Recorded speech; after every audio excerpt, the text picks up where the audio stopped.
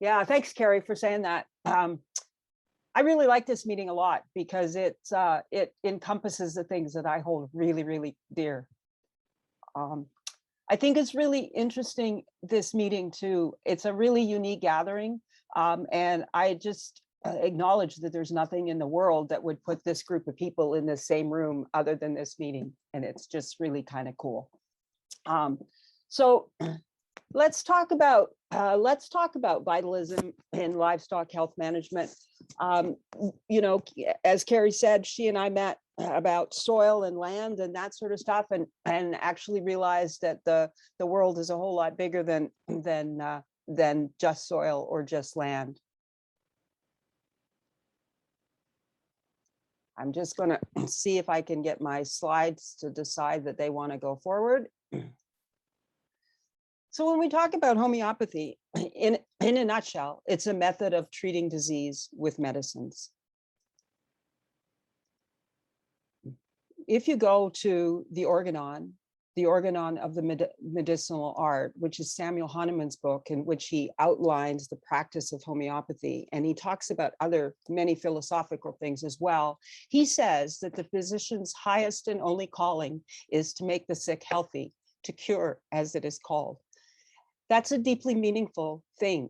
And we really need to think about what it is that Hahnemann was talking about when he actually said those words. The thing that's so interesting is it's all interwoven. It's all a big, you know, the theme of this meeting is weaving water and land and people together. And I would just like to suggest that it's an even bigger tapestry than that. And we've got lots of various yarns that they're weaving together in our tapestry, each individually and collectively. And so we have the beasts and the fishes and the water dwellers and the winged ones and the crawling ones and the plants of all the kinds of types and the beings that are unseen because of their size, because of their current dimension, or because of our ability to currently see them. So when we start talking about, you know, discrete topic things like homeopathy or land management or carbon counting or, you know, all the other things that we talk about at this meeting, grazing management, we really, you know, trying to find words to talk in lines when really we're talking in big circles and interwoven, intertwangled kinds of things. And it's hard to communicate heart ideas using head words. And it's really interesting when we start looking at this whole thing between heart and head and science and knowing and knowledge and things that get marginalized as not science, even though they're really valid experiences. And I wanted to talk a little bit about that as we work into this. The thing that I always found is really, really interesting is that there are so many similarities between homeopathy and holistic management, and you're not going to be successful in either of those kinds of practices unless we start realizing that there's a lot of things integrated with that. So language can be a barrier, culture can be a barrier, traditions and habits can be a barrier to this sort of connection. And we also need to realize that we don't need to make new and distinct rules for each system and circumstances. There's things that are all connected, that the same fundamental rules work for, and then we individualize those circumstances. And those are the kinds of things that I like to talk about today as we move into talking about homeopathy and the larger thing. So we're talking about that language that we need to communicate the unspoken, and also that clarification of our individual unstated beliefs about how things work. And so the fancy word for that is epistemology. It's the way we know. And so one of the things that happens when we really look at the fundamentals of homeopathic prescribing and the art and science of this whole system of medicine is that it isn't a thinking knowledge. It was from the beginning designed as experiential knowledge and experiential knowing. And the problem happens when people start to come in to learn about homeopathy, and they start and they think, well, it's all an intellectual thing. And we really need to change our worldview, and we need to change our practices so that we can really start looking at this experiential knowledge rather than the thinking knowledge.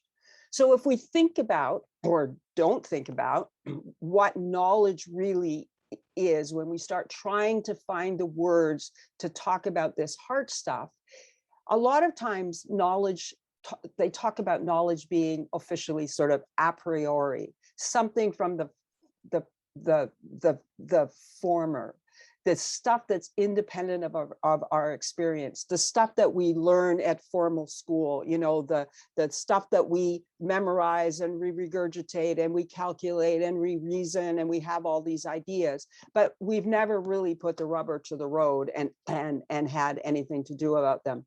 It's also the kind of knowledge that reduces things into tiny little bits, and thinking that those tiny little bits are the tiniest little bit, and also B, that if we know a whole lot of things about the tiny little bits, then we are going to fundamentally know how the whole works.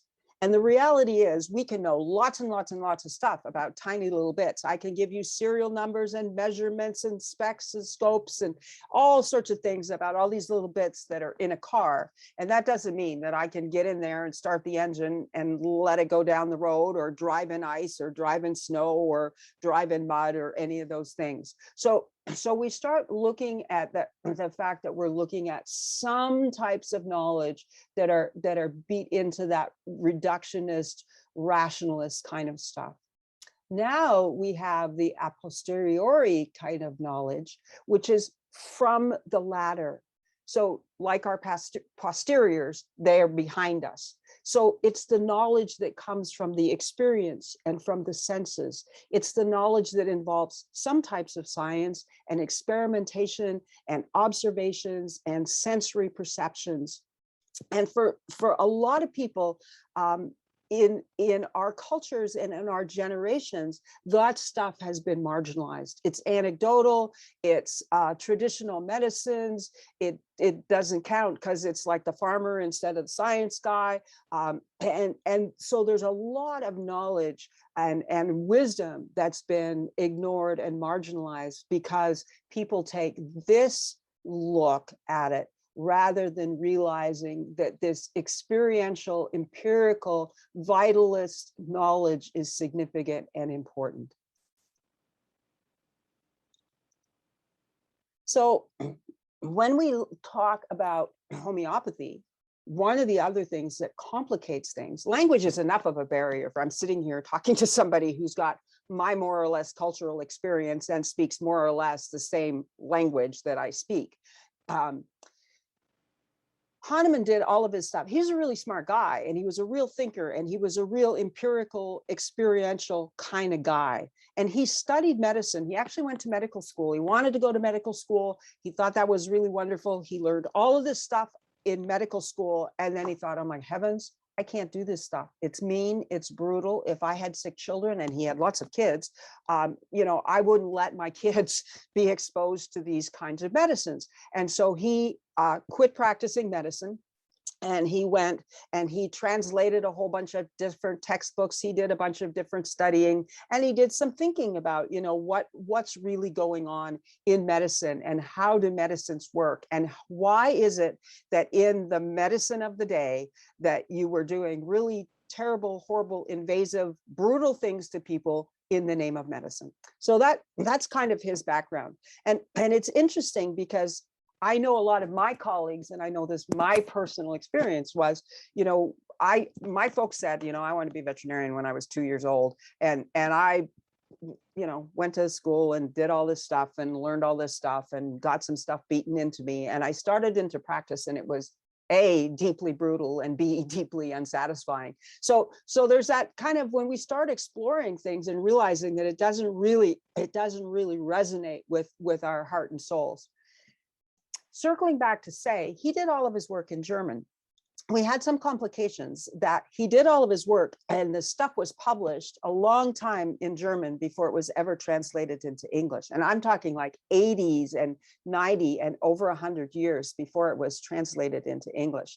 And he also spoke in German. Now, the German guys are very interesting. They make up words that describe things, and similar to if you talk to any of the native indigenous Inuit and northern tribal people, they don't have a word for snow. They have multiple words that talk about snow and the snow's behavior and the context of the snow, but they don't have one word that says snow. So when Hahnemann's writing about the body, he's writing about the Körper, the physical body, as well as the Lieb, which is the livingness body, is the best English translation. So when you translate his work into English and read the body, you need to recognize that he's talking about very different things that may be different from our language and our experience. So we start also looking at talking about the art and science. I say the art and science of homeopathy a lot of times, and we start talking about art as is often something that's considered as a craft or a trade, you know, a study and experience and observation, and we build a body of knowledge. And in the time of Hahnemann, they never used the word science or scientists. They talked about natural philosophers. And so, you know, it was a whole different kind of way of looking at things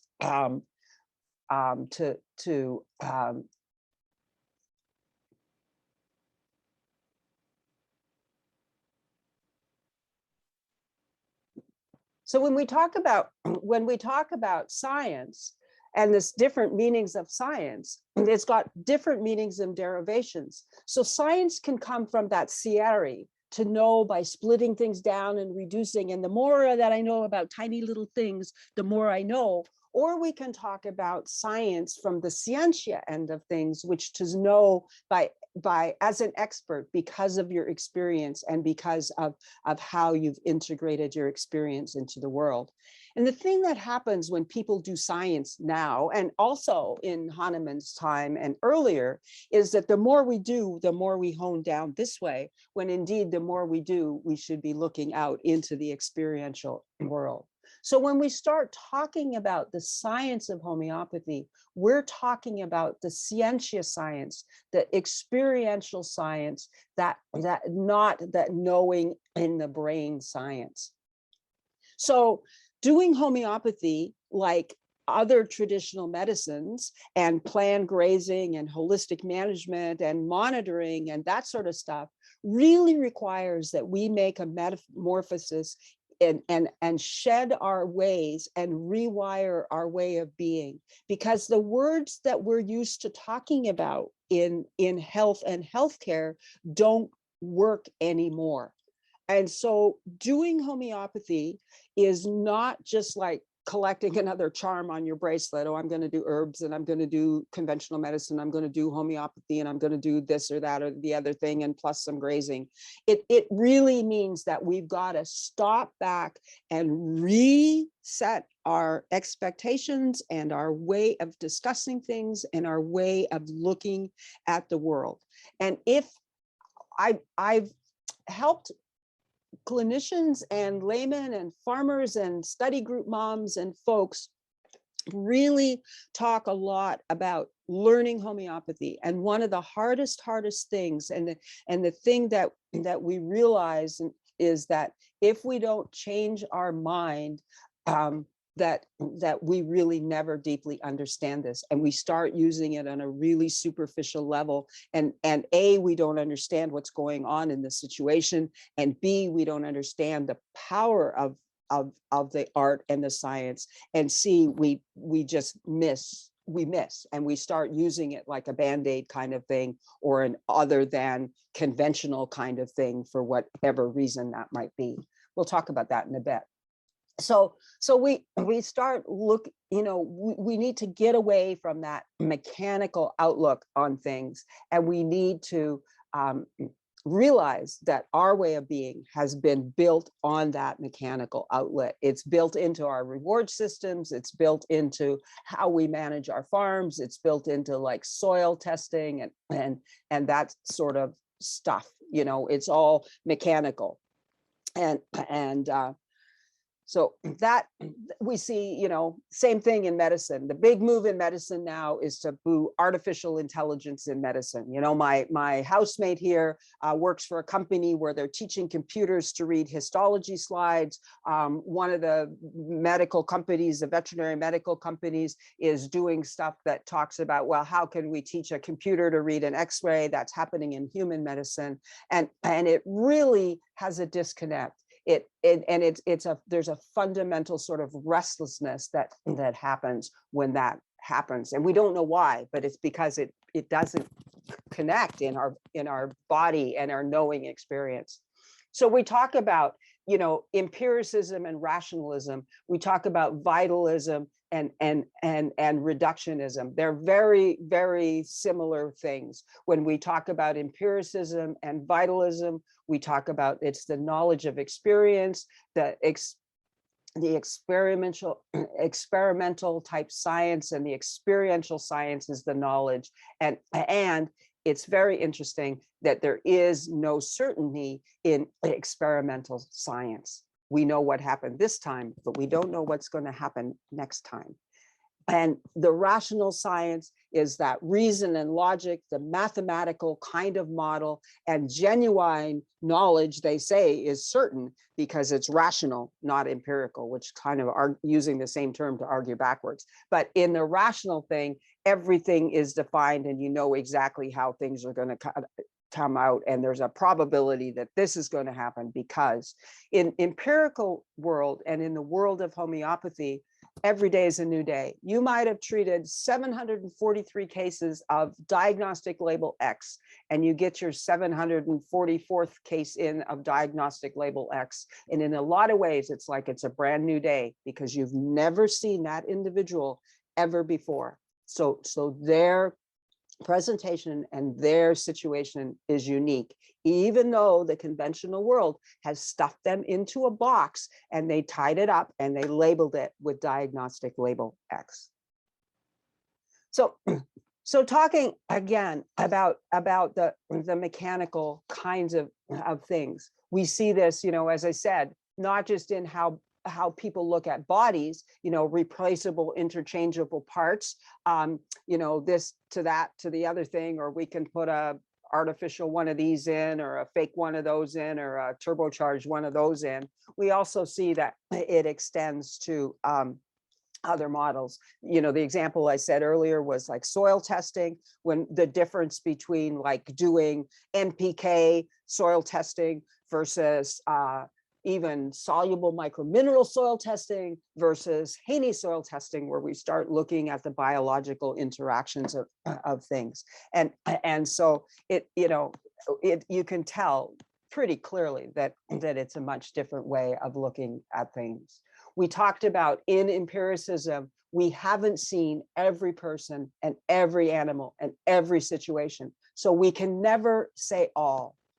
We come into the empirical vitalist model as a witness, not as a judge.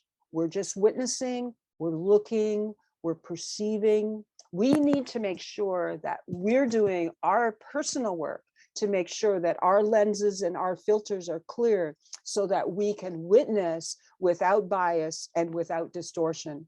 And sometimes that bias comes from our own personal stuff. The homeopaths would call it from our pathology. Sometimes that bias comes from experiences that we've had that have suggested, you know, that all Jersey bulls are mean, or all Cocker Spaniels have crappy ears, or, you know, those kinds of biases that we have. They come from a lot of ways, but the challenge always is, and this is the challenge every day, regardless of whether we're doing homeopathy or not, is how do we come into the world as in experience and in witness without judging. Now, there's a difference between discernment and judgment. And we can talk about that.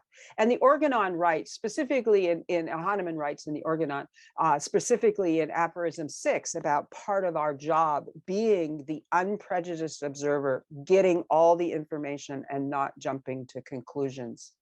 So again, talking about how the language of the discipline is involving a dynamic being, a living being, a being that is pushed and imbued by spirit.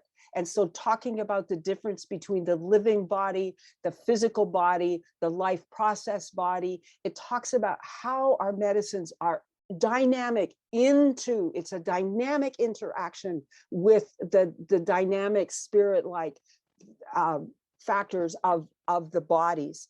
And the medicines themselves are dynamized. They're diluted and succussed so that the energetic property of that medicine occurs in ways that we don't see in the same manner as we see in material doses. And when we talk about health in homeopathy, we're not talking like sick or health. We're talking about a continuum that's in equilibrium. And we're not talking, we don't think like good or bad. You know, this is good and this is healthy and this is bad and this is sick. It's not like that. It's like the body is doing the very best that this body can do in the circumstances. This being is trying to interrelate with the circumstances and the situations and the ability that it has in its life force to be able to function as well as it can function. And disease is looked at as that dynamic imbalance. And we talk in homeopathy specifically, and also in other traditional disciplines about mistoonments and distoonments. And in fact, if you read the old German, they talk about the Stumming and the Verstumming, the tunement and the mistoonment. And we have to understand how to use these medicines, but more to understand how to interpret this and what's happening in the animal, in the herd, in the group, in the ranch, in the farm, in the ecology. We have to start to think like this. When we start to think like this, then we start to think about things as activities or participants in a whole. So it's not like I have like the mind jar over here and then the heart jar over there and the stomach jar over there. It's all part of the whole. And we start looking at those things that we might have thought about as a thing or a nit as more of a participatory instrument. And so the eye, rather than being the eye is the instrument of seeing, but the seeing involves the whole of it involves the what are we looking at? It involves the waves that come to the eye, it involves the processing, it involves the interpretation of the processing, it involves the emotion that you might feel.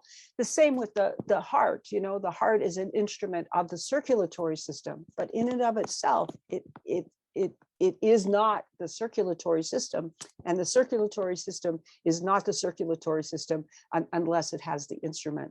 So it's not a bunch of separate, isolated buckets. And our tendency and the way we were trained at school and in our work and in our reward systems is to think about things as isolated buckets. And it gets really a lot of balls to balance when we start thinking about things as the whole. So when we think about these isolated buckets, just I'm reminding you that there's more nerve cells in the heart than there are in muscle. That there's more nerve cells in the heart than there is muscle in heart. And there's more nerve cells in the heart than there is in the brain. And so when we start thinking about things in buckets, we don't observe accurately. And we all know that, you know, our serotonin really comes from our gut, not from our brain. This is a diagram that a colleague of mine, Joel Shepard, made to try and have that visual idea of balance.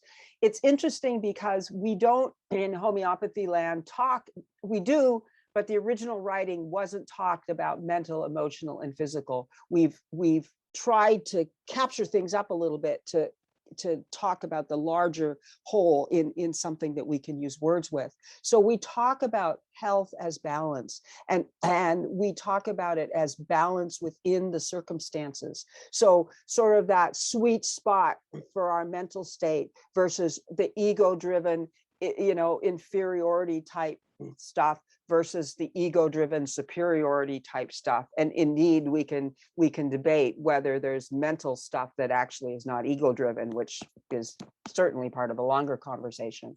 And then we look at our emotional state, the passion and the under experience of passion and the passion that we might have that we've stifled down because of circumstances. And the same with, the physicality, the underactivity and the overactivity. So it's all a balance. It's looking at this cow. I was talking to my sister the other day, and we were checking out some things, and I had this picture of this cow, and I said, yeah, and she's here because she has Heilenstreifen. And she said to me, what? And I said to her, well, cows, when they're really running on all cylinders, they get these really interesting marks on their bodies. And you can see this cow has it. You can see this one has it. You can see a little bit that one. You could argue it's shade. They get these stripes that when I first was introduced to them, they were called happy lines, but they're really the German, the Pennsylvania Dutch guys that I know, they call them Heilenstreifens. And Halen is that big health that involves everything. And the Streifen is the Streifen. And you can see that this girl she's functioning really well in her environment. She's got a large calf at her side who's also functioning really well. She's in her herd, there's social dynamic, they're interacting with a larger part of the farm. And so we also think about health as balance, not in isolation, but within our circumstances. So we're comparing the assumptions that we make in biomedicine and biological medicine, which they talk about materialism and reducing things and talking in generalities where we put everything in a box and put a similar label on them. And we're really mechanistic, like the duck with the mechanical insides, the Rube Goldberg duck. And then we talk about the vitalist part of the homeopaths, where we talk about the dynamism and the wholeness and the individualization of both how the symptoms are articulated and also how our medicines are chosen.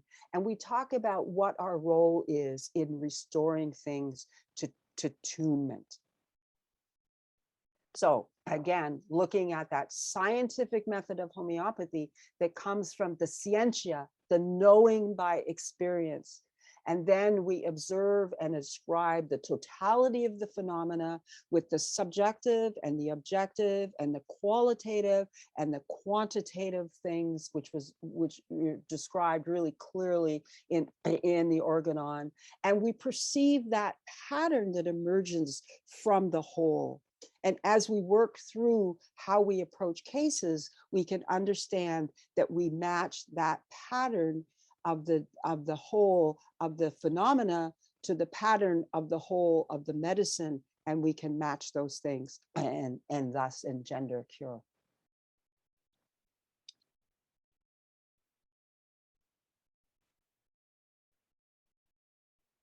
So again, the words that Hahnemann uses, the knowing in the organon, he talks about different knowings depending on where they got written. But the English didn't get translated like that. The English got translated as knowing, even when Sammy H. would have written the kennen, to know the personal knowledge and the participatory sort of experience that I have, versus the erkennen, which is discerning that complete knowledge by perception, versus the intellectual knowing of the Weisen. And he really makes differences with that. So we look at that mistoonment of the whole, not of the part, and we look at the mistoonment and subsequent reorganizations of the whole. And that whole can be the individual animal, it can be the herd or the the larger group, it could be the family mistoonment, it could be the mistoonment of the peers, it could be the mistoonment of the pasture in which those guys are standing, or the box stall, or the farm, or the county, or the state, or the whole, so we know from our discussion about holistic management types of things that there's holes within holes within holes. And we have to understand that the mistoonment, it affects anything that affects the part of the whole, affects the entire whole. So when we look at how this happens and is reflected in how we think and how we communicate as homeopaths, the mistoonment happens to the life force. The life force becomes mistuned, and the whole being, therefore, is mistuned. And then that gets pushed into, by the individual nature of that being, into a different series of symptoms. And so the mistuned life force brings the disease. It's not that the disease comes separate from anything, and it's not that the disease only influences the shoulder at the absence of the rest of the body, or only influences the heart, or only influences the ears, or whatever. The whole being, the whole life force, the whole spiritual drive of that individual is mistuned. And so we look at the mistoonment of the essence that then is reflected in mental and emotional and physical symptoms. And in order to have meaningful and lasting results in these situations, we actually have to repair the mistoonment at this level, because that's where it started. It didn't start out here. So all these medicines and things that we do that don't have the dynamic intervention, it's like, painting your fence posts to change some sort of factor that's mistuned in your whole pasture. So changing things on the physical level are not going to correct this mistoonment. So let's remember that when we talk about cure as we move this conversation along.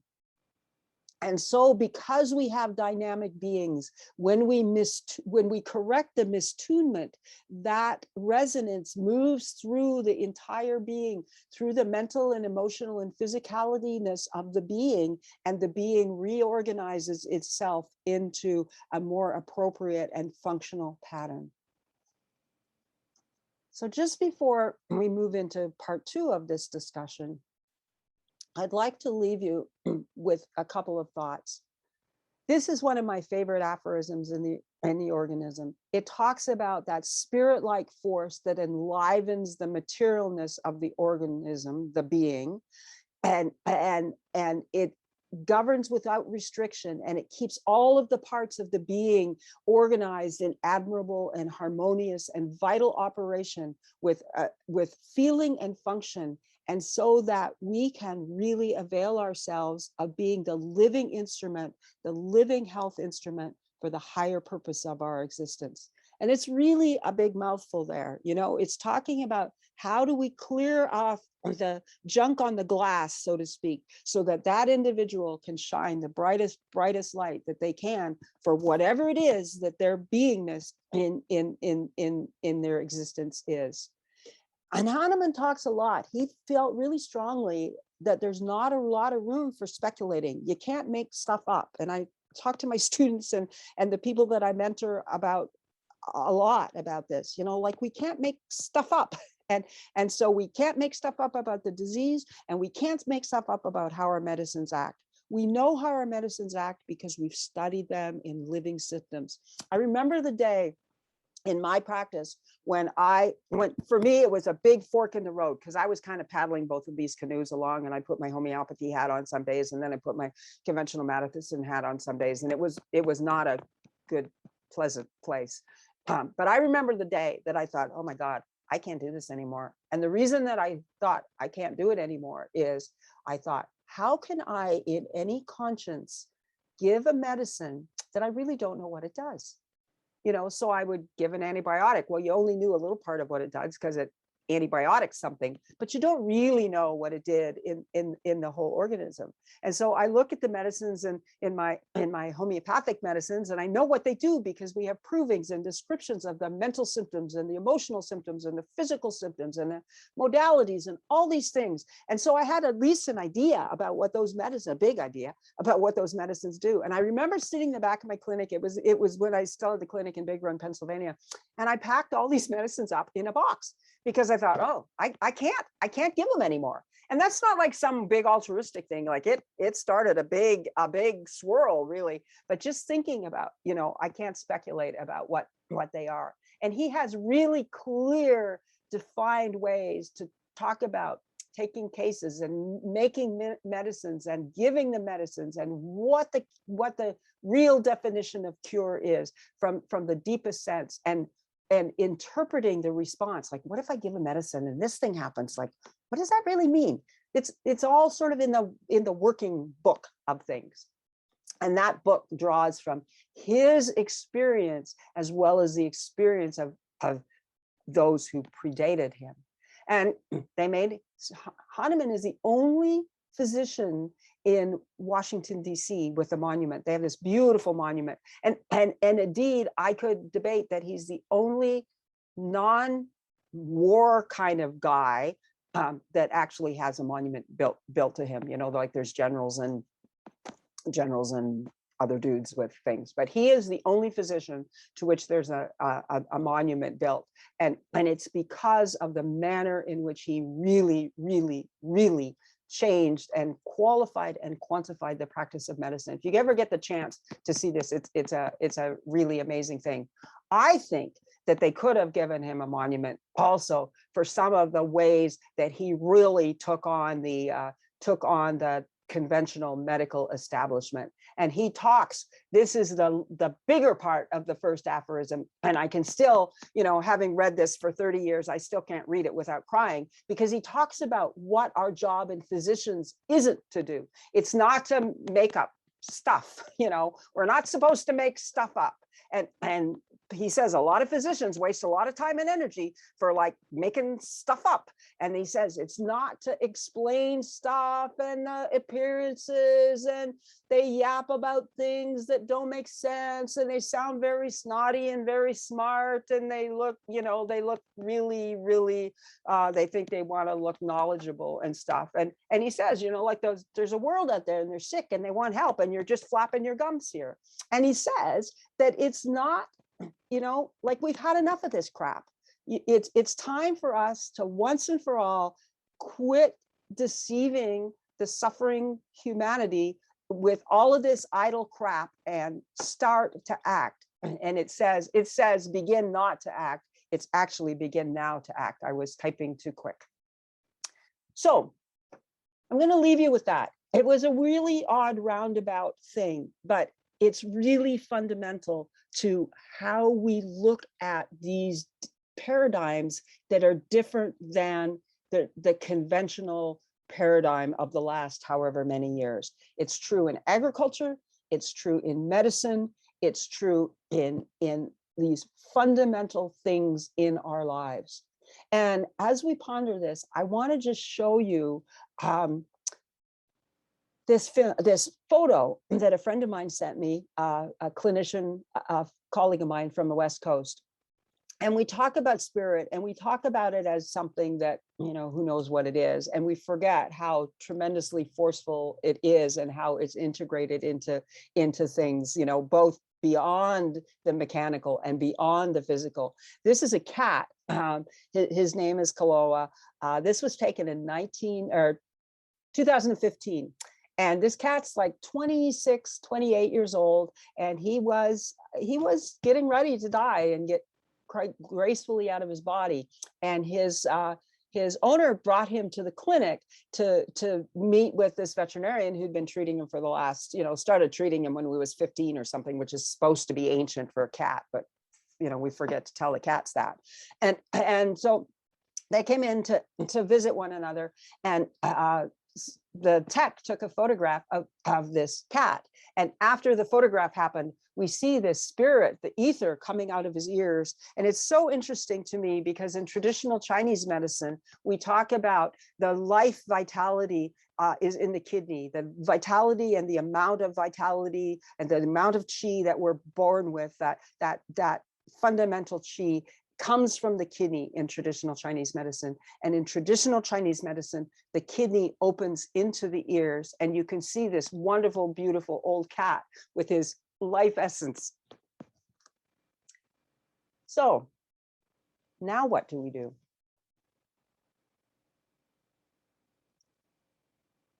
Let's look and think about how the fundamentals of the art and science of homeopathy align with the fundamentals of the art and science of holistic management. I don't want to belabor this, but if we don't make a point of thinking about it, we're not going to recognize that they're so similar. It's not like you have to learn a totally new world. How do you make the decisions on your farm or healthcare? How do you make a decision in your business and your family and your economy, for your livestock, for your land? And how do you monitor those effects immediately and over time? And we'll get tricks sometimes. We can look at herds as individuals in some circumstances. We can look as farms and ecosystems as one interrelated, integrated organism.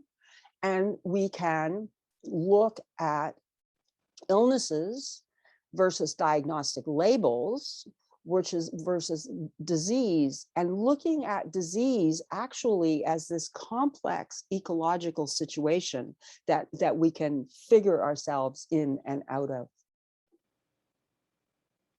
So for your unique situation, for everybody in the audience now, and for everybody who might be listening to this later, think about healthcare as the whole within your larger, the whole of your larger herd and within the larger whole of your ranch. And when you think about it from this perspective, where does it really fall out? Is it a logjam? Is it a weak link in the chain of your production? Are there situations in which you've got stuff that we might call diseases and you're doctoring on or having crisis management on and doing all sorts of variety of things, from vaccination programs to worming to whatever you're doing, because they're really due to something other than the individual or herd susceptibility? And then when you think about all this and ask yourself these really, really hard questions, what's the best use of your time and energy and money and resources when you consider things over the longer term? It's very interesting that we see those things. They're hard questions to ask, and they're hard to answer because we grew up as stockmen thinking about healthcare sort of as something that we painted on top of the herd, or we think about healthcare in ourselves as something that gets painted on top, as opposed to something that comes up from within.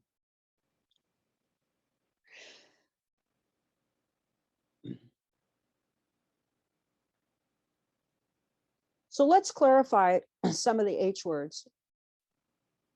We talk about the holistic, the homeopathic, and the herbal. Those things get all confused all the time. People talk about going holistic when they're thinking that they're, given vitamin C or eating vegetarian diets or going running or whatever they're doing. And they think about doing homeopathy. They think any kind of natural medicine is homeopathic, and herbal medicine just gets confused all over the place.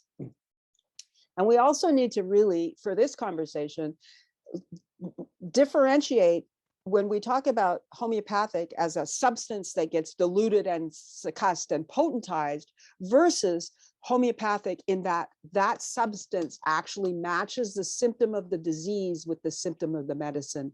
So when we talk about homeopathy moving forward in this whole that we've got here in this meeting, I'm talking about matching the symptom of the disease with the symptom of the medicines. We'll talk about that. And then we're talking about the D words. We talked about diagnosis and diagnostic labels and disease. The diagnostic label is not the disease here. The disease is the thing that impinges on the individual that then motivates, moves, pushes the individual to start creating symptoms, that in that reductionist mechanical world, they would take all those symptoms, they'd shove them in the box and try and make them be like, what's so similar about them? And we'd slap a thing that is incorrectly called disease on that box. That's the diagnostic label. So this is what we talked about. The disease impinges on the individual. The whole individual is diseased and creates symptoms that have modalities and concomitants and modifiers, and we match the medicine to the pattern. And so we ask, how does this medicine work? And we know that we have the primary chemical effect of the medicine. Homeopathy medicines work exactly the same as any other medicine, be it an herbal medicine or a conventional allopathic, antipathic kind of medicine. So there's the primary chemical effect of the medicine, which is always opposite to the secondary response of the body. So if the primary chemical effect of the medicine is anti-fever, the body's response is always make fever. If the primary chemical effect of the body is anti-spasm, the body's response is always make spasm. If the primary chemical effect of the medicine is to slow your heart rate, the body's response is to make a faster heart rate. So when we look at how we think about things as homeopaths, we recognize this primary chemical effect and the secondary response of the body. In conventional medicine land, they give things for the primary chemical effect, and who cares? In homeopathy land, we give things for the secondary response of the body. So if I have a fever that's got a particular type of fever with a particular modalities and particular things that individual does, if I give that individual a tiny little dose of that fever and push him a tiny little bit more into his fever, when the medicine wears off, the body comes back out of the fever. So push him a tiny little bit more into his fever, the body's secondary response is to come out of the fever of the pattern. So the symptoms are nothing other than the body's articulation of the underlying disease. That's all they are. They're just a vent, and it allows the body to continue. It's compromised, but it continues to function. In conventional land, and in reductionist land, when we're not thinking like a vitalist, we say, oh man, that symptom's really bad, we got to get rid of it. And not even realizing that the body went to all of this time and trouble and energy and used resources to make the symptom so that it can keep functioning. We look as the vitalist, the observer, the empirical person, we look at the patterns of the disease by the location. What kind of symptom is it? Is there something that modifies or is a modality of the symptom, like you get something that happens in the afternoon only, or happens in the cold, or it happens at night, or it happens after it rains? Or do we have a symptom that's better when I put hot things on it, or better when I put cold things on it, or better when I drink water, or better when I throw up? And then we look at the time, the continuum, the historical way those symptoms were presented. So we look at the symptoms as sensations. I ain't feeling right, I got a cramp. We look at symptoms as functions that might have diarrhea or faster heart rates. We look at symptoms that make mild changes, like a blushing or a flushing, all the way through to deeper changes like ruptured blood vessels or lumps or bumps or warts or things. And then when the body is really just at the end of all the light it knows, you see this real total disarray of decompensation. And we need to really be sure that we talk about the naturally occurring disease, because the remedy choices get made from the naturally occurring symptoms, because we use those to match the symptoms that we know that our medicines have. And so we also need to think that we need to remove some obstacles that might skew how the symptoms are presented to get the accurate picture of things. We're treating the individual with the goal not to treat the symptoms, but we're treating the individual with the goal of eliminating that disarray, and that will change the tendency of the individual to produce the symptom. So when the system is tuned, the mistoonment is removed, the tendency, the disposition to make those symptoms goes away. And the treatment itself changes the susceptibility of the individual. It changes it in the immediate moment, and it changes it moving forward. So when we talk about what needs to be cured and how do we know that, that's a longer conversation that I'm going to shove to the windowsill for the moment. And we need to realize that we are, with our medicines, as I said earlier, we're creating an artificial medicinal disease that displaces the naturally occurring disease. And when that artificial medicinal disease goes away, the body then responds to displace and continue that displacement in the appropriate way. And so the big question always in homeopathy land is, what are the symptoms of the naturally occurring disease? And what happens is we get called all the time to get tricked, because we treat things that are common symptoms of the label. We treat things that are because of errors in diet and in hygiene and in management. Hygiene, not like scrubbing clean stuff, but hygiene like food and exercise and environment and those sorts of things. And we have all sorts of symptoms that really result from medicinal medicaments, whether they're conventional meds, whether they're herbal meds, whether they're coffee, tobaccos, all sorts of things like that. And they make symptoms in the body, and it's really dumb to try and give a homeopathic medicine to fix those when really you just need to reduce that.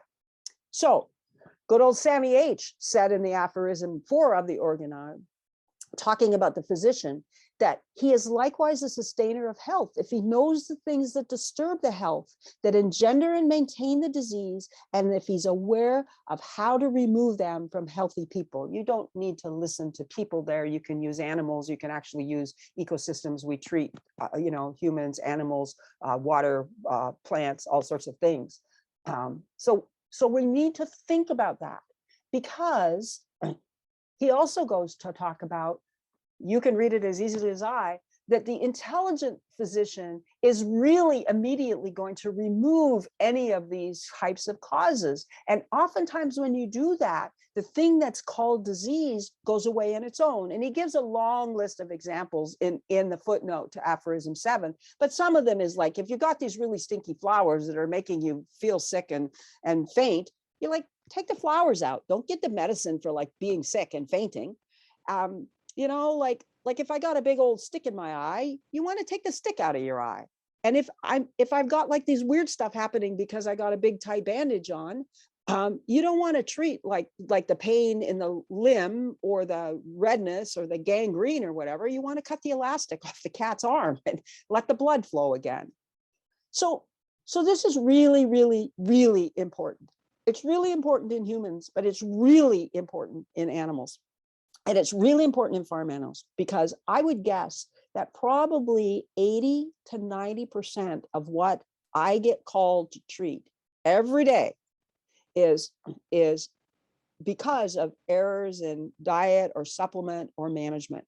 We're feeding cows like hogs. We're doing all sorts of crazy things, and they're going to get sick, because it's an insult to the it's an insult to the body. It's an insult to the physical body, but it's an insult to the emotional body and the spirit body as well. And so we see in conventional systems, and I'm not telling y'all anything you don't know, but you need to think about this, and maybe in a different way. Hundreds of millions of dollars a year are spent propping up these systems. The stock is deemed healthy because they don't have any symptoms, or their disease is modified because we've got the artificial diseases of subtherapeutic antibiotics and coccidiostats and feed additives and vaccinations and all of that sort of stuff. And you guys know as graziers, oh my gosh, people tell me all the time, yeah, well, I started grazing and man, like I never call the vet anymore. And my health issues all went away and all of that sort of stuff. And part of it is just because of the things that we're talking about right now. You know, how can anybody in their right mind expect that a human or an animal could be vibrantly healthy in a system like this? This is an organic poultry barn, by the way. So everybody who's out there cheering for organic chicken might want to take a step back and wonder sometimes what we're cheering for. So we know this. We intrinsically know this, but we forget about this. And we realize that if we get these animals back into better, not just cleanliness hygiene, like the mud up to their ears in that feedlot in the snow, but the capital H hygiene of appropriate diet and fresh air and movement and working in groups the way they're meant to work in groups, we have a totally different way to start looking at health and healthcare and what comes next and how do we manage health. The other thing that happens is that the herds and the groups tend to function more as a whole. And so we see herds and families and natural behaviors and that sort of stuff.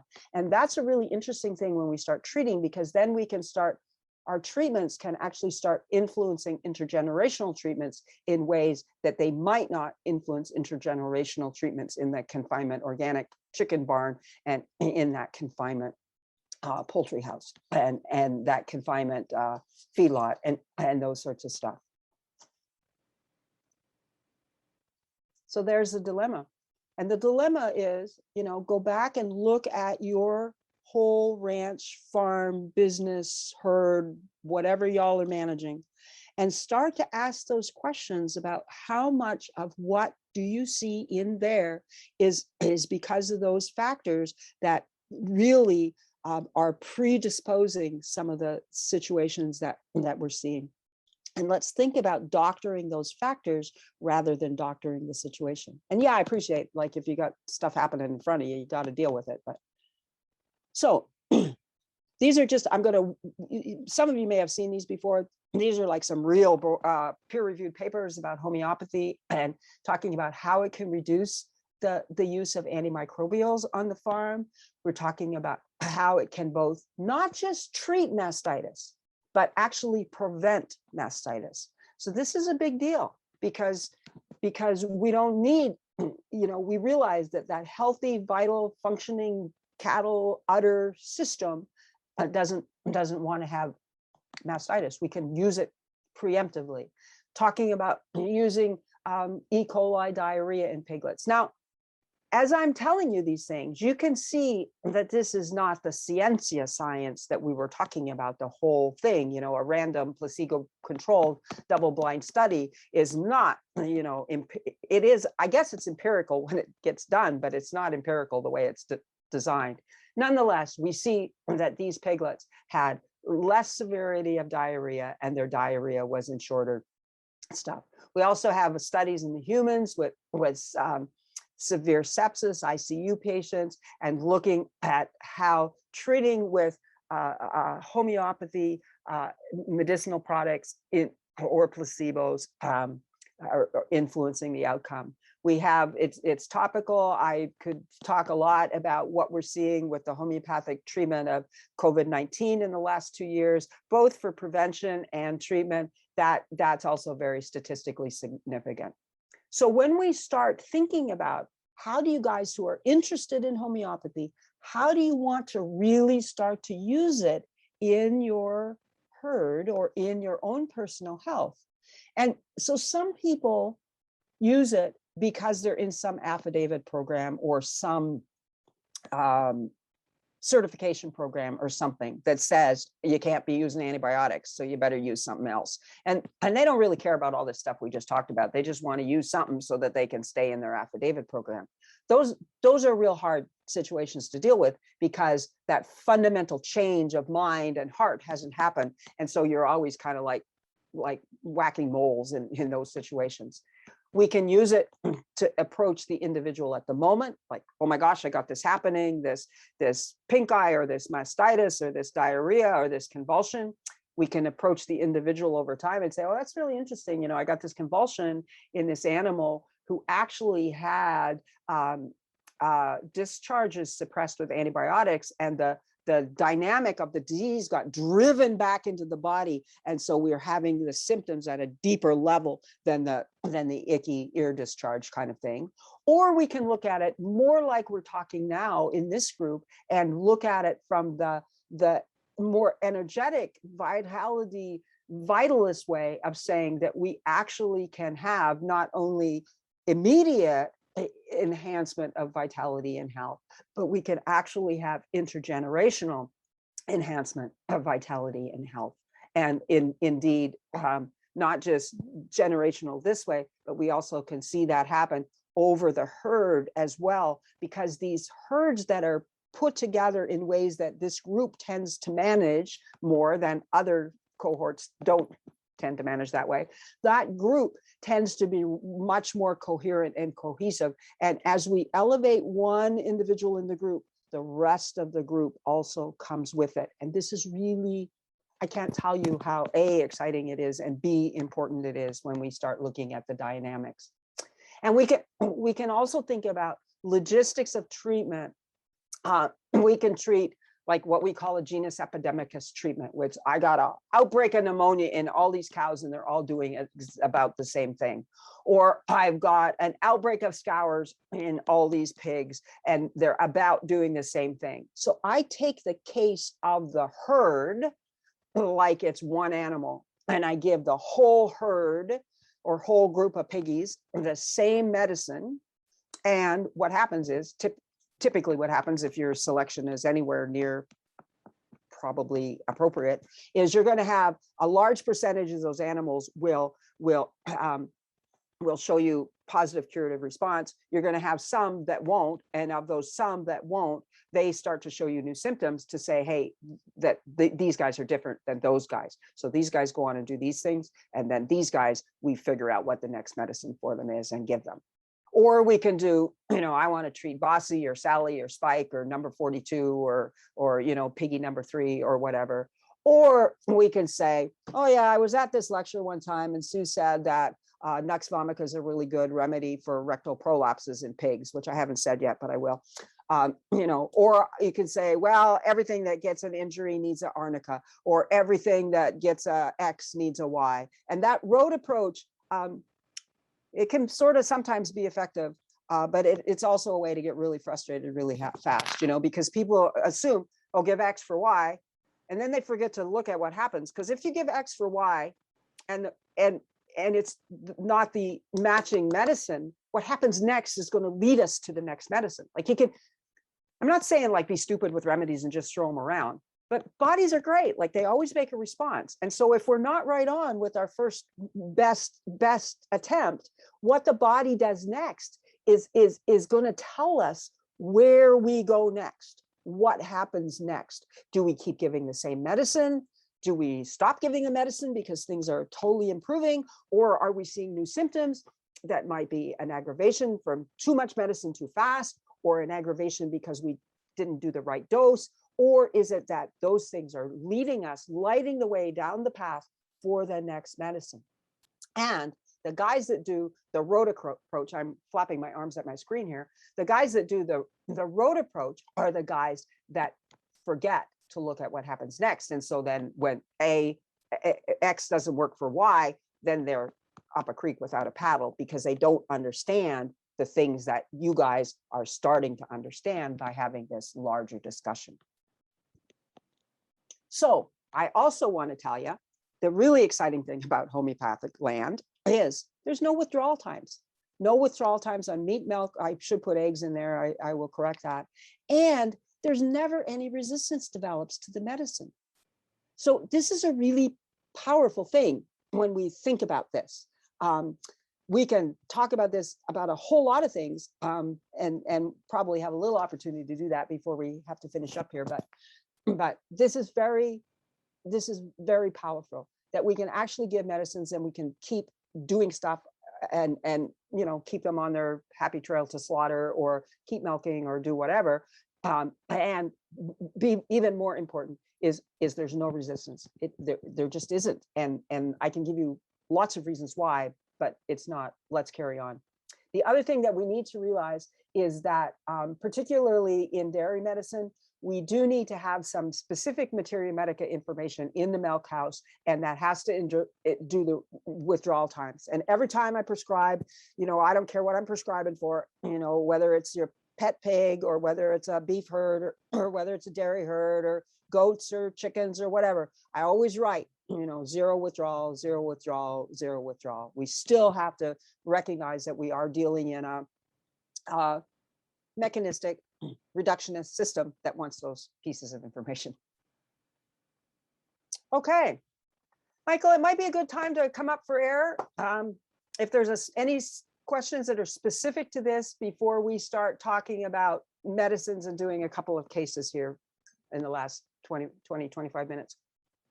So it looks like we have a couple in the chat from a little while ago. I don't know that you saw those yet. I can't see them all at the same time. No problem. So we can revisit those. So Ann Adams asks, are you talking about looking at it? It looks like calling, CULLING, calling for genetics. That's a really great question, Ann, and it's actually one of my favorite conversations. I understand if an animal doesn't work in your group, like maybe he needs to be in somebody else's group. I understand that. Or maybe he needs to go down the road in a more permanent manner. I also, one of my really favorite things, and it doesn't work in everybody's system because of the priorities of their system. I think it's a real shame to cull an animal because they're sick, from my perspective as a homeopath. Like an animal that's got imbalance that could be cured with appropriate homeopathic prescribing. I think it's a shame to cull them because we're poor managers as well. And that happens a lot, like there's a reason that the average dairy cow in the nation, has what, 1.2 lactations or whatever the heck it is, that A, they're sick, but B, they're mismanaged. And so I'm not saying don't cull, but I am also throwing open to you that there may be some animals in your herd that you might have, in your old way of thinking, have culled, and in your new appreciation of using homeopathic medicines to fix different kinds of, to repair, restore different kinds of mistoonments, those animals might indeed be appropriate to prescribe for. And it's particularly like if you're doing breeding stock, animals that like rare breeds, for example, where you don't want to just sort of maybe cavalierly send them down the road. I have a lot of, it's one of my fun topics. I could do like a whole hour or 6 on this, that we have lots of cases of animals that, like dinky little calves that look like, like heck, like just dinks, and you treat them properly with the appropriate remedy, and in 3 to 4 to 5 weeks, all of a sudden they've shed out, they've grown, and they go on to be amazing. And I see it in breeding stock. My group of cattle that I had in Pennsylvania were all rejects. They were all supposed to be ground, and they all came to me and changed a little thing in diet and supplement with them, removed a couple of obstacles, prescribed for them homeopathically, and the barren cow, she's got like great genetics and rare genetics and all that sort of crap. The barren cow calved and, blah, blah. And the other cow who forgot to make milk for the last 3 calves and blah, blah, blah, she was going to get ground. She, didn't make milk, and then treated her, made milk in that lactation within 12 hours, continued that lactation, made milk at her next calf, so it's possible to change things. That's a long, short answer to a very interesting question. Anything else? Yes, we have another one from Anne, actually, and it's, are you also suggesting that we need to look at forage and nutrition of forage and grazing practices as deeper exploration of herd health? Yes, yes. I almost like talking about that more than I like talking about homeopathy. Yes, absolutely, absolutely. And it's like they were talking about it at Colleen was talking about at the heritage breeds thing the other night, like just because those piney woods can do okay on crappy forage doesn't mean we need to put them on crappy forage. But yes, I think that there's a lot that we can do as we improve the quality of our forage, as we improve even more than the quality, the manner in which it's presented to animals. And I see a lot of animals that we have to treat because good quality forage is not presented to them appropriately. And again, that too is a longer conversation. And I'd love to, I'd like, track me down, we can have it, or Carrie, we can have it sometime. So I don't see any more questions coming in. If anybody has any last minute ones, be sure to type them out and ask what you mean by appropriately. Yeah. So let's talk about the medicines and the remedies and stuff, and we'll whistle through this. So how do you give the remedy? Do we use dry pellets? Do we use water? For those of you guys who've never seen the homeopathic medicines, they come in, these are small pellets. They're about the size of a little bit bigger than a poppy seed. They also come in bigger pellets that look like those little things that you stick on wedding cakes, you know, those silver dragees. They come in little things that look like baby aspirins. The size of the pellet makes no difference at all. It has to do with the manufacturer. The size of the pellet, if we're in the weeds, might make a difference. For this conversation, it doesn't make a difference. If it's a 30C arnica, if it's on a little pellet like that, or if it's on those bigger pellets, it's still a 30C arnica. So I really want you to give stuff in water if you can. There's a long philosophical reason about doing that, as Hahnemann honed his techniques over time, as we have honed our techniques over time. We find that the water dose gives us a smoother integration with the vitality. It's easier to dose. There's some practical reasons to give water doses in veterinary medicine. I mean, this is the woman who used to send like little pellets and things to people, and they drop them on the floor and get all excited. And I started sending dropper bottles that look like this of medicines, and it was a whole lot easier, and I didn't get called late at night because, oh my God, I just spilled all the last pellets, and do I give 1 or 6 or 9? So there's a lot of reasons. You want to give it directly to the mouth. Some clinicians give to other mucosa. Paul Datloff, and Paul grew up in a dairy practice, so he's always on this end of the cow rather than that end of the cow. Paul gives a lot of medicines in the vulva. My personal feeling is I like to give them in the mouth, in the front end of the animal, because there's so many more organs of absorption there, and it's also a more respectful relationship. You know, these dairy cows, holy gosh, they give us their babies, and they give us their milk, and we can at least walk around to their noses and give them their medicine. We also mist them with spray bottle misters. I meant to get one so I could show you, but just like a plant mister. And we also use like squirt guns, and we can use dosing syringes and squirt that way. And we can give by olfaction. There's some ways to make up this medicinal solution. You can put it in a glass of water, just like this. You can put it in a vessel of water, just like this, or a drinking glass of water, or a canning jar water. I have a lot of clients mix their medicines up in canning jars, or pint ones usually. And you can put them in dropper bottles. This is a really good way to get a lot of medicines really easily accessible. And you've got that with some clean water in there. We can talk about potency till the cows come home, but the reality is use what you got. I use the full range in animals. I use everything. I don't tend to use X potencies, which are 1 in 10 dilutions. I do use C potencies all the way from like 6, 9, 12, 18, 24, 30 is common, 200 is common, you know, up through the M scale. All an M is 1,000 Cs. And a Q scale is a totally different dilution. So instead of diluting 1 part in 100 parts of water, we dilute 1 part in 500 parts of water, and it gives a really sweet, gentle, soft way. I would advise that you get a remedy kit, and I'll show you one of those in a minute, because it gets really annoying when you want to have a medicine, particularly in a crisis, and you don't have the darn thing. And I get lots of phone calls like this. I get lots of emails like this. I hang out on some of the listservs, you know, for the organic dairy guys and some beef guys and stuff. And, you know, you got a case that people are looking for alternative health with, and they don't have a flipping remedy. And it just makes me insane. So this is what one of the remedy kits look like. I didn't know anything about bullets until I started doing homeopathy, but a lot of them come in 45 shell cases and each of those little vials is a different remedy. Those are those tiny little pellets. There's 250 pellets in each of those little vials. And when you think about, you use 1 or 2 pellets to mix up that medicinal solution, that remedy box is going to last you, you're going to give it to your grandkids probably. And these are the remedies. This is a 50 remedy emergency kit that the folks at Natural Health Supply in Santa Fe make. A2Z homeopathy.com.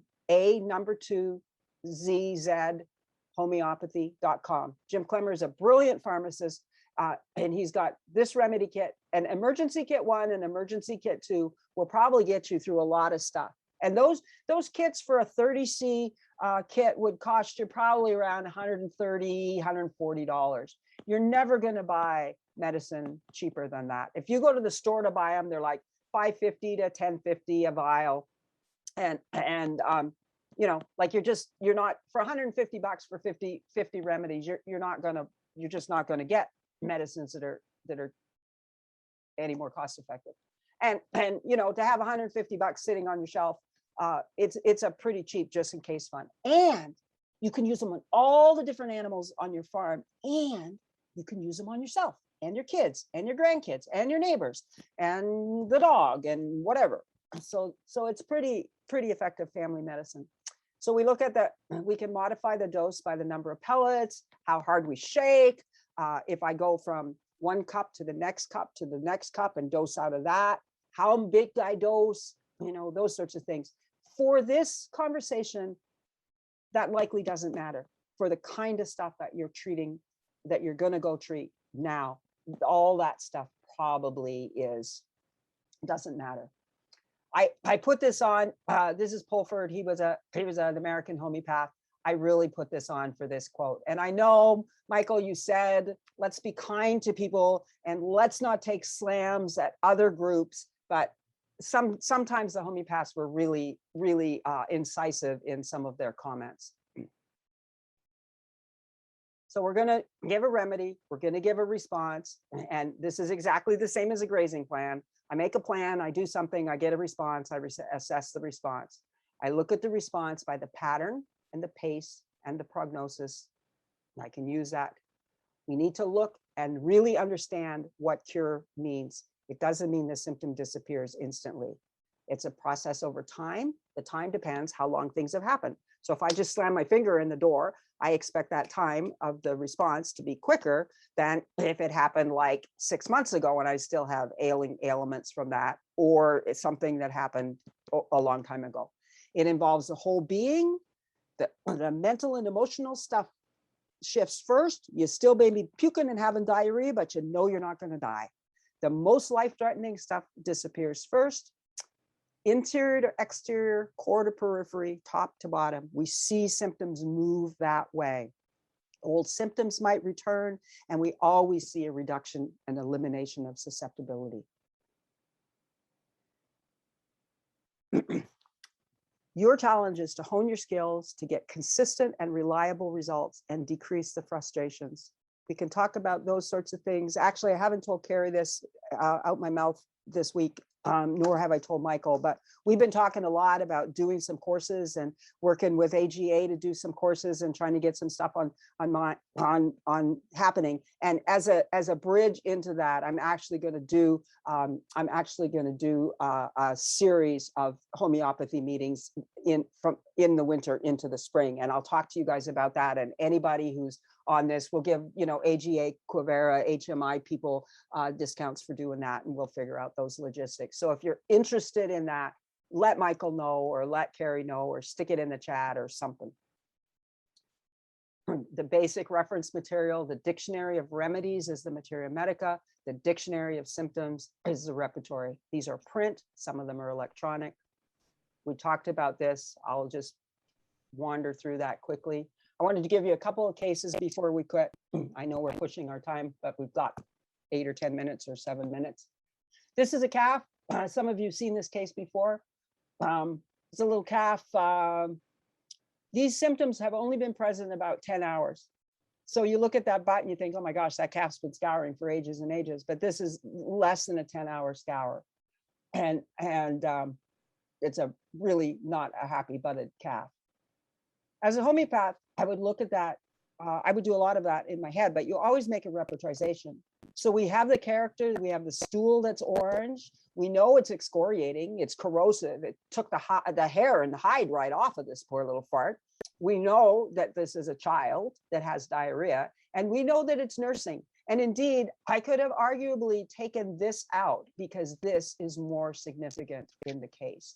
And this, all this is a mathematical record keeping thing, where it tells you the remedies up here. It tells you whether, boy, we see that a lot in that remedy. We see that sometimes in that remedy. We say that off and on. We see that off and on in the remedy, and we never see it in the remedy. And so all it does is do the math. I can teach you how to do this on a graph paper with the remedies on there too. It's simple, but this is just a mathematical calculating thing.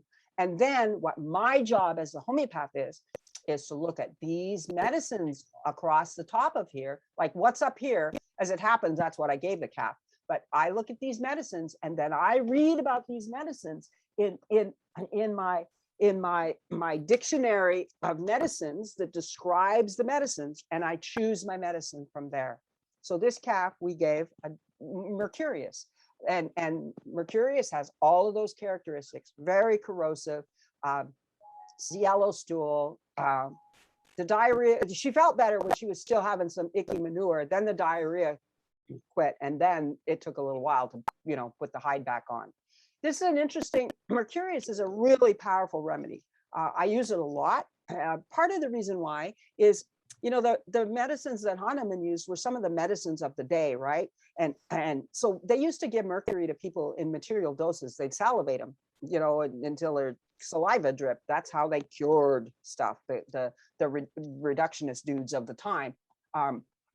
Anyway, that was one of the reasons that Hahnemann used it. But you can see it can be a really strong mastitis remedy when the symptoms agree. Again, flapping my fingers at the screen. It can be a really common pink eye remedy. So if you think about the kind of pink eye that's got that kind of excoriating discharge running down the face, it may have the excoriations on the the ulcer, it may have that greenish discharge. So I'm not saying Mercurius is the only pink eye remedy, but for those big ulcerative gross pink eyes, it can be really helpful. Don't play this for that. I'm just using it as an example. I told you I'd tell you about rectal prolapses in pigs, prolapse of the retina, eating after eating, and sedentary habits. We see this really commonly in confinement hogs, usually when they may weigh more than that one in the photo. I'll send this to Michael, Materia Medica on Nux vomica. It's a really spasmodic, hypersensitive, straining, spasms and all this stuff. We'll talk about arnica for any kind of injuries or blows or bruises. This was a pig that got a hay bale dropped on it and got squished. Arnica state, leave me alone, don't touch me. So they're either going to try and walk away, they're going to try and bite you, they're going to try and kick you, or they're going to be the stoic old school horse who just stands there and doesn't let anything bother him because, just leave me alone. It works for mental trauma as well as emotional trauma. It's the first choice in any trauma: calving, heart attacks, bruises, thumping, banging. It's a really important remedy for me in my reproductive practice. It's a real common remedy for retained placentas. It's a common remedy for calves, that like a size 12 calf came through a much smaller opening. It's really common. Often the mama needs it as well as the baby. And it's a big retained placenta remedy. You'll see it, it's way down here. Another really, arnica and pulsatilla are probably my two biggest retained placenta remedies that I use. There are other ones, as you can see, that are present. Sepia is often retained placentas in cows that have had a lot of babies. It's a remedy that's used for strain of child, it's the old washerwoman's remedy. She's had 27 kids and she's still going to work every day. We see it in laying hens a lot that have laid a lot of eggs. We see it, I use it a lot, pulsatilla and CPI I use a lot in ET cattle too, that are kind of, man, they make a lot of babies when they're not supposed to. And it can also be a mastitis remedy too. If we've got bruises and blows to the udder, kicks to the udder, those sorts of things, it very, very commonly happens. And it's a good remedy. This is to remind me that we can treat groups, large groups, as one animal. We talked about that earlier. And we do that a lot of times. I do it in hogs, I've done it in cattle, I've done it in pigs. This is to remind me that there is a way to, that's fowl pox in turkeys for you, those of you who've never seen it. They get like, kind of like chicken pox lesions on them. It doesn't kill turkeys. It may back them off in their production, but it makes laying hens not want to lay eggs. Like they don't lay eggs. And this particular farmer had a big laying hen flock, and she took some of the goo from those ulcerative lesions. She took some of that goo and she made a medicine out of it. She actually diluted and succussed all the way up to 30C, and she gave that back to her turkeys, and she gave it back to her laying hens. And her turkeys, they healed up really quick and didn't miss a beat growing, except the one she chopped the head off because she wasn't sure what was going on with it. And her laying hens never missed an egg. Like they just stayed perfectly steady. I've used this in specific situations. I've used it in confinement barns that were never going to change a darn thing about it. And they were like literally taking a bulldozer through and bulldozing out the dead turkeys. They didn't even try and get them to market. I've used it for ort and that sort of stuff. And we've used it for a couple of different situations, but just to say that's a possibility. So with that, that's the giant fast trip through homeopathy land. I really encourage you, if you're interested in homeopathy, to think about the mind change stuff that needs to happen before you just reach for those medicines. Because if you don't do that you're not going to be happy. You're just, you're going to be frustrated. You're going to be fed up. You're going to try something. It's not going to work. You're not going to know why it didn't work. You're going to be medicating for things where that you maybe should have like gone and changed your grazing patterns or changed how your forage is presented, or do some of those other things in our assessment of, is this the best choice? I'm not trying to put you off using it at all, but sometimes we're trying to doctor on the wrong thing. So I'll leave it at that. I'm happy to entertain any questions in the little time we've got, and we can go from there. So one more came in while you were talking, and it was from Tony, and he says he raises grass-fed beef on polyculture forage and experiences almost no health issues, but would like some info on ways to clean up the internal parasites that the animals are coming to his ranch with. That's really interesting. If you're breeding, realize that parasite resistance and resilience is really heritable, and so we can select for that, and you can tidy that up within a couple of generations. If you're getting stock in that you don't have anything to say about the breeding stuff, we can treat these with homeopathy. We can treat them with natural medicines. I often use a garlic and capsicum and DE slug down cattle that works really nicely. I can send you the remedy for that, or the recipe for that, if you want. The other thing that a lot of times is we see that good nutrition with the appropriate micro macronutrient supplements and some grazing management to keep them the parasites are going to live down here, right? They're not going to live up here. So if our grazing management is such that they're grazing up here, not grazing down there, they're not going to get stuff. Now, if you're talking coccidia, in my experience, people hate it when I say this, but it's totally a stress problem. I know they get really sick with it, but a lot of times you can manage cocci by mitigating the stress rather than giving them the, like I need to kill coccidia kind of thing. Does that make sense, Tony?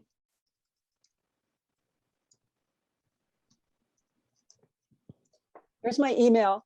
If people are interested in corresponding, please feel free. If you've got questions that extend beyond this time, please feel free. I'll send Michael that information. I've got a couple more cases I can send that we didn't talk about, if that's helpful as well. And where would be a good place to post that remedy, Michael? That recipe. I'm sure that we can get it over to the folks that are sending out these links for everybody. Okay. For the virtual sessions, and then at least we can pin down a couple of the folks, or at least include it as a resource for people on the Yeah, website. we could do it as an attachment maybe to the thing. We'll get it out to everybody for sure. If you It's- forward it it's- along, we'll make sure. Yeah, it's not homeopathy per se, but it's a natural medicine. It tends to work well. The thing you got to think about with these ruminants when we're doing, you know, other than conventional parasite control, if you're actually looking at a medicament, is you got to deal with the fact that you're medicating a rumen. And so the monogastrics, like sometimes it's easier to treat a hog or a chicken than it is a ruminant with some types of these medicines. Anything else? No, anybody else got any questions? Susan's got her contact information in there, and if you want to be alerted when Michael and I get together with Susan and try and set up these classes, then sign up for our e-alerts on our website, and that way you'll know when we finally can take a deep breath and work on that.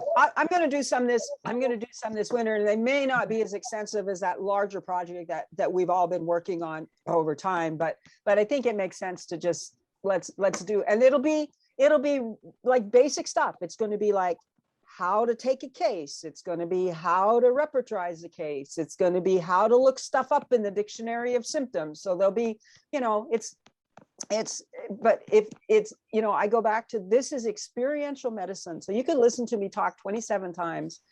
You're not going to get it until you start to use it. And, you know, you need sometimes some training reels to start to use it on. So like, let's use it on simple things, you know, like, let's not use it on like it's just about ready to go first side down. And maybe I'm going to try homeopathy because nothing else worked. Let's hone our skills on simple stuff that you know the progress of the situation, and there's a little buffer, you know, rather than let's, you know, that can really help build confidence as well. So there you have it, folks. Excellent resource, Susan Beal. Her email's in the chat, alchemy@penn.com. If you want to get directly in touch with her, we'll be sending around the recipe that she's looking to share with everybody with the final email. Yep. And I can get that to you. I can get that to you pretty quick, I think. Awesome, thank you. And you know, we can't have these events without great speakers like you. So all the and great organizers like you. Thank you very much. Thank you. Nice to see you all. See you later.